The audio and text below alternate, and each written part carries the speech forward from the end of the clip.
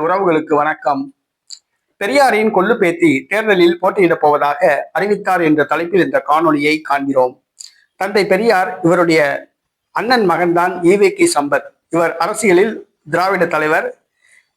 ஈவேகே சம்பத்தின் மருமகள் சுலோச்சனா சம்பத் எம்ஜிஆர் அமைச்சரவையில் அமைச்சராக இருந்தார். ஈவேகே சம்பத் அவர்களுடைய மகன்தான் EVKS இளங்கோவன். இவர் காங்கிரஸ் கட்சி சட்டமன்ற உறுப்பினராக 2 முறையும், மன்மோகன் சிங் அமைச்சரவையில் மத்திய அமைச்சராகவும் பதவி வகித்தவர்.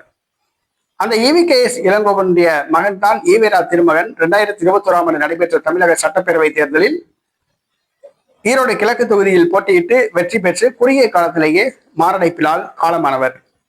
அந்த ஈவேரா திருமகன் அவருடைய மகள் தான் சமன்னா. தற்பொழுது அவர் அரசியலில் களமிறங்கியுள்ளார். காங்கிரஸ் கட்சியில் சோனியா காந்தி முன்னிலையில் தன்னை இணைத்துக் கொண்டார். வருகிற சட்டசபை தேர்தலில் போட்டியிடப் போவதாக அறிவித்துள்ளார். காங்கிரஸ் கட்சி சார்பில் ஈரோடு கிழக்கு தொகுதியில் சமன்னா போட்டியிடுகிறார். பெரியாரின் கொள்ளு பேத்தி சமன்னா தேர்தலில் போட்டியிடுகிறார். அவர் ஏதாவது திராவிட கட்சிகளில் தான் இணைவார் என்று எதிர்பார்க்கப்பட்டது.